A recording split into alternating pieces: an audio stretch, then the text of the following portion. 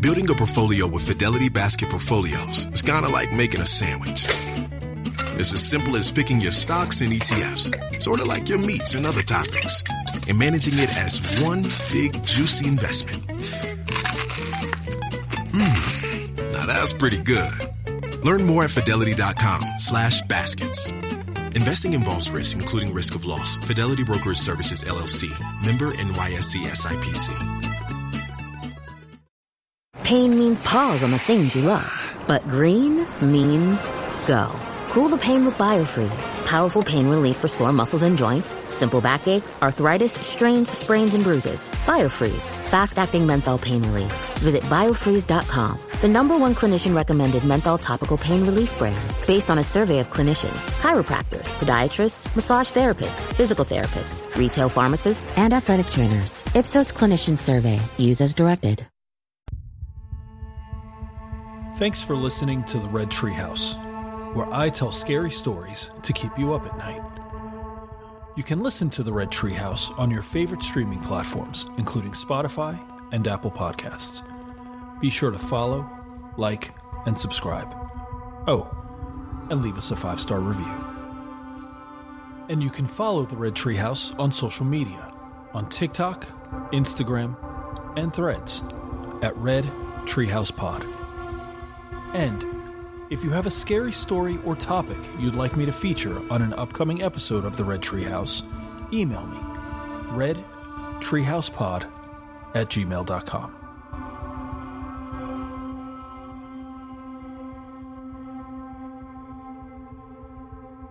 If you're like me, your home is your sanctuary, a place of rest, comfort, and peace. A retreat of sorts to escape from the pressures and stresses of the world around you. For me, I look forward to coming home after a long day at work. And weekends at home are a chance to recover from the week before and prepare for the week ahead. But what happens when your home, your sanctuary and place of refuge, is invaded by an unwelcome guest? What would you do if you found out someone, an uninvited and unwelcome someone, was living in your home? The thought of someone secretly living in your house and waiting for you to leave so they can take a shower, eat your food, and play with your pets is both disquieting and terrifying. In fact, it sounds like something out of a horror movie, doesn't it? Here's the thing. Not only is it more common than we think, it's common enough to have a name. Phrogging. Aside from the obvious, what makes phrogging so scary is that we simply don't know how common it is. It's possible, maybe even likely, that you've been the victim of phrogging and never even realized it. Because the truth is, the best frogs never get caught. They simply move from your place to the next place, to the next place after that. And that's just it. Phrogging is psychologically scary and scarring. Think about a time when you came home to find a light on, or a door open, or an item misplaced, or gone altogether. In those moments, we may briefly question ourselves. Didn't we turn the lights off before we left? Why is this door open? It's never open. We try to rationalize it as forgetfulness, and even if we feel odd about the situation, we often are so easily distracted with other things that we don't give it a second thought. But what if you did, in fact, turn off the light? And what if the item you assumed was misplaced was stolen by someone living in your attic or basement? And what if they were waiting for you to leave so they could take it? In this episode of the Red Treehouse, we're going to explore the genuinely scary phenomenon of phrogging and hear testimonials from people who have both experienced it and done it. What would you do if you knew a stranger was secretly living in your home? I'll share the stories. You decide for yourself. I'm your host, Will. Welcome to the Red Treehouse.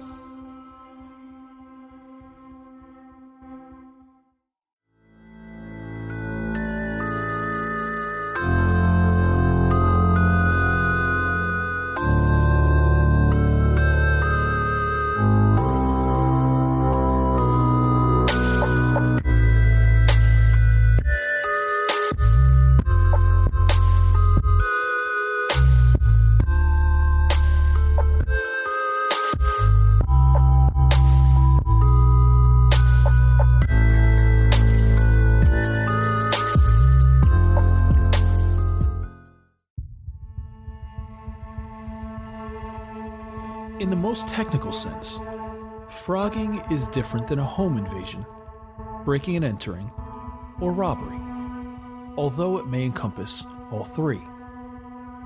Phrogging is defined as, quote, the act of secretly living in another person's home without their knowledge or permission, end quote. It's a pretty simple crime. Find an unsuspecting person, sneak into their house, and secretly live there for a period of time. After which, they leave to find another unsuspecting person to start all over again.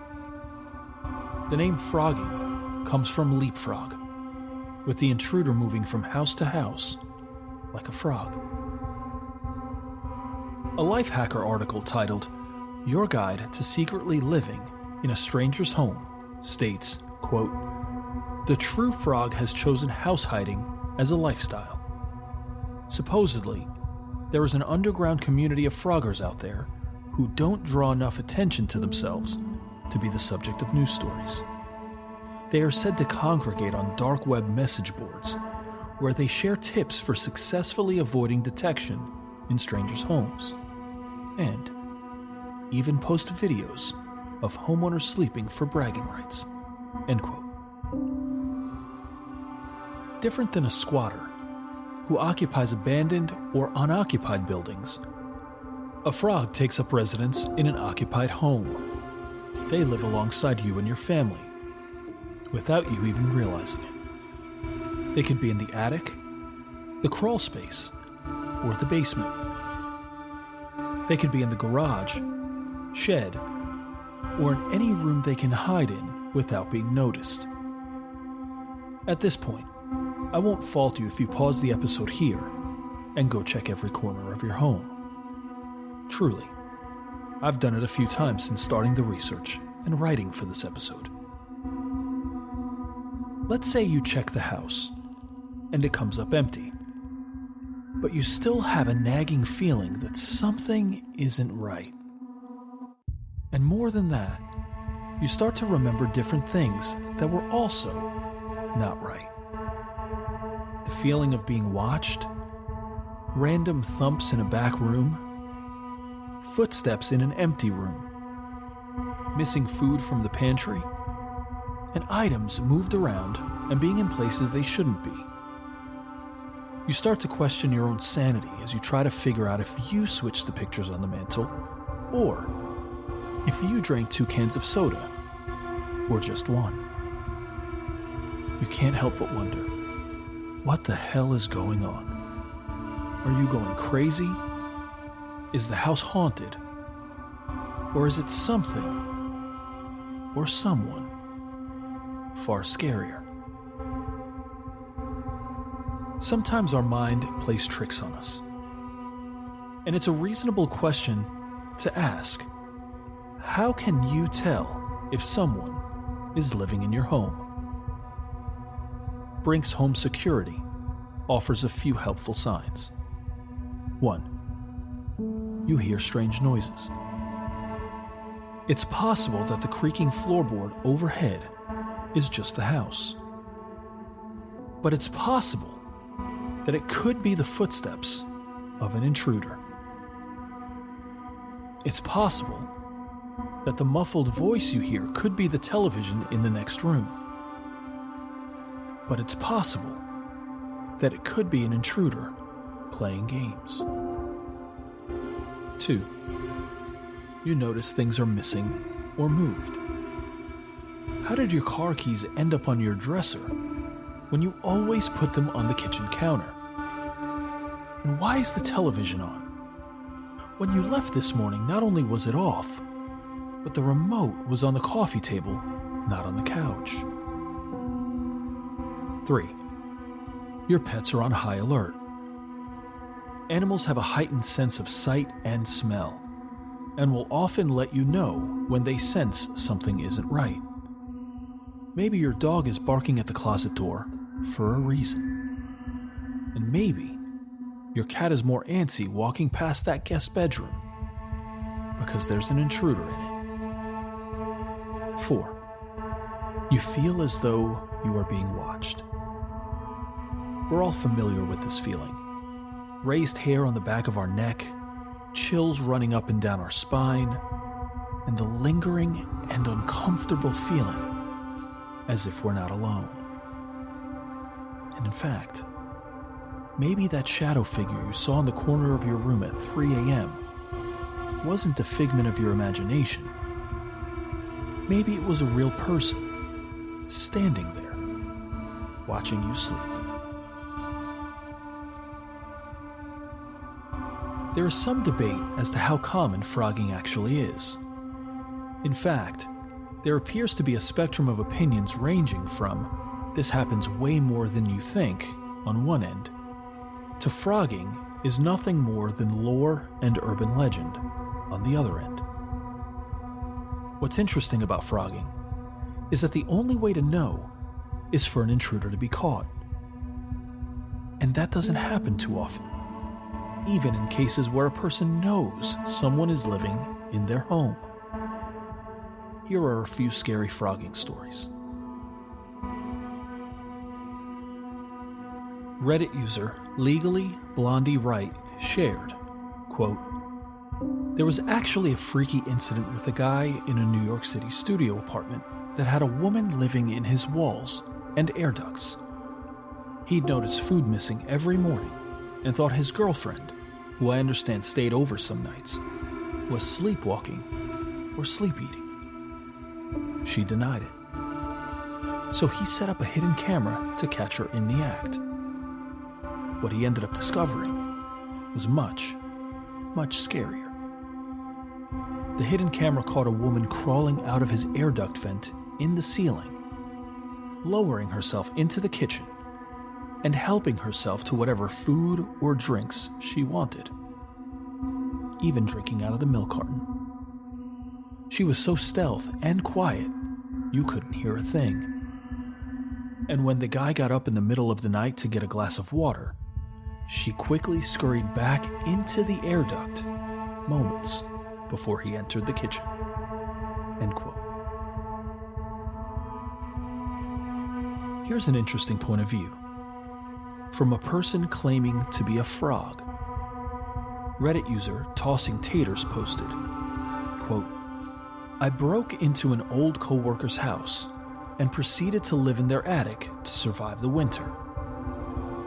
It started when I lost my job in 2020 and lived off unemployment.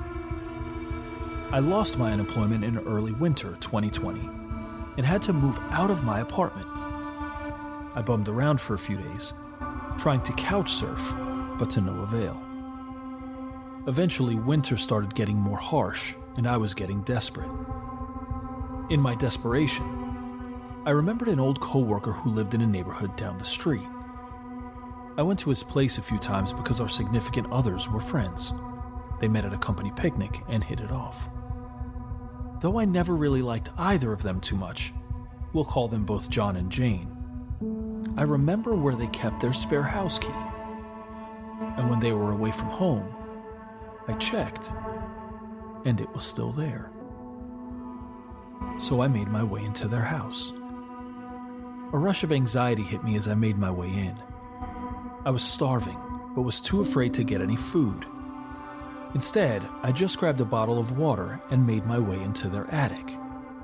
I proceeded to creep around, getting an idea of where the creaky boards were and where I could lie down. The attic wasn't cozy at all, and still quite cold. It was also extremely dark. I shifted some boxes around and poked around for a blanket. I found a musty blanket that smelled like cat pee and made my bed in a pile of Halloween decorations and other BS. I waited until they got home. After multiple hours, I heard the front door open. Another rush of anxiety overcame me, and my heart started pounding in my chest. I also realized that you can't really hear anything through the floor like I expected. I assumed it was Jane, as I would sometimes hear her walk by and singing to herself. A few hours later, John came home. I spent most of that time sitting completely still, and I went to bed when they did. The next day, I awoke to the sound of the front door closing. I put my ear to the floor to see what I could hear. I could hear Jane's voice talking to someone. Well, come to find out, Jane was working from home because of the pandemic. I wouldn't come to this conclusion for a few days. Due to this, I started sneaking out at night, and the few times they both would leave. The way I knew they would be gone was by copying down Jane's schedule off her calendar on the fridge. Taking that knowledge, and the work schedule John and I had, I could get a good idea when they'd be home. This continued for days, then weeks, then months. As time passed, I got more and more brazen, sneaking more food, getting close calls, etc. The closest call was when they came up into the attic to decorate for Christmas. If you remember, I had made myself a nook in their Halloween decorations, so I was confident they wouldn't find me. That still didn't make any of this any less scary. Also, John made a joke mentioning how awful it smelled up there, like onions and cat piss. I held my breath hoping he wouldn't search for the source. They left for a week to visit Jane's family for Christmas. During this time I showered, slept in their bed, and ate any food I could get my hands on. Once late February came, I felt I had been risking it too much. From sneaking lots of food, showering in their shower, sometimes even admittedly watching them sleep. I decided to sneak out and never return. During this time, I actually grew a strong parasocial relationship with them, and still have some of their clothes and random items. I feel guilty for this, but time has passed, and I feel comfortable saying this, but I would never tell them. I have since then started following them on social media, and still watch them to this day. They have had a baby, and she is beautiful.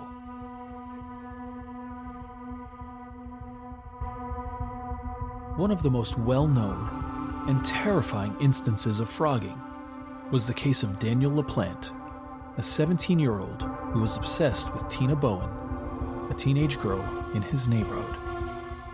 LaPlante sneaked into her home, where he discovered an opening in the wall next to the bathroom.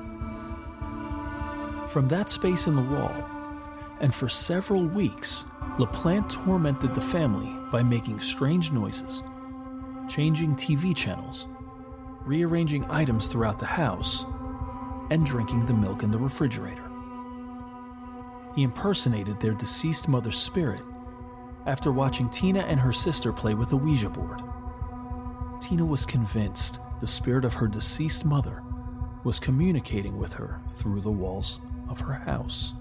LaPlante emptied alcohol bottles and scribbled messages like "Marry me" and "I'm in your room, come and find me" on the walls in the home in ketchup and mayonnaise.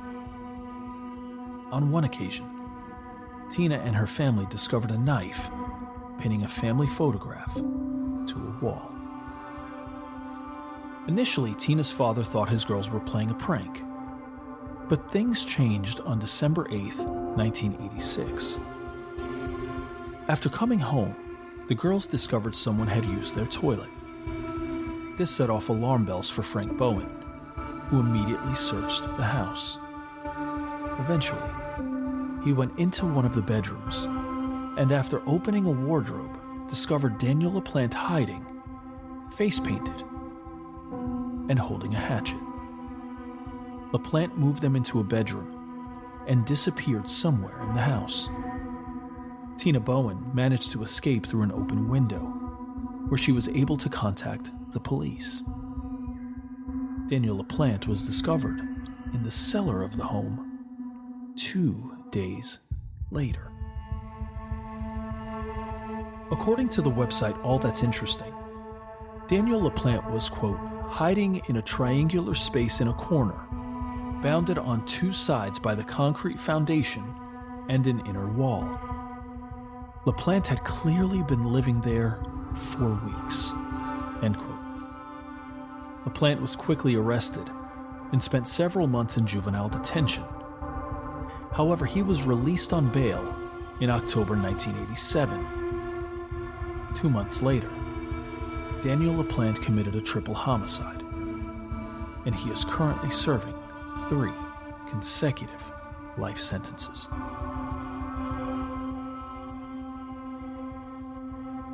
As we close this episode of the Red Treehouse, it's important to say that if you suspect someone is secretly living in your home, that you leave immediately and call the police.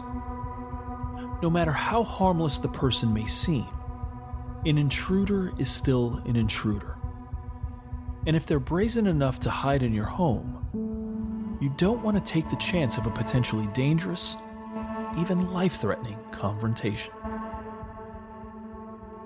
I'll admit, of all the scary things in the world, phrogging is up there on my list of the scariest. Because while I lock all the doors and windows before going to bed at night, the possibility that I've locked someone inside the house with me and my family is panic-inducing. Here are a couple of questions. Have you been the victim of phrogging? Or are you a frog? If so, email me at redtreehousepod@gmail.com, and I'll feature your story in an upcoming episode of the Red Treehouse. What would you do if you found out someone, an uninvited and unwelcome someone, was living in your home? I've shared the details. Now you decide for yourself. I'm your host, Will. Thanks for joining me in the Red Treehouse.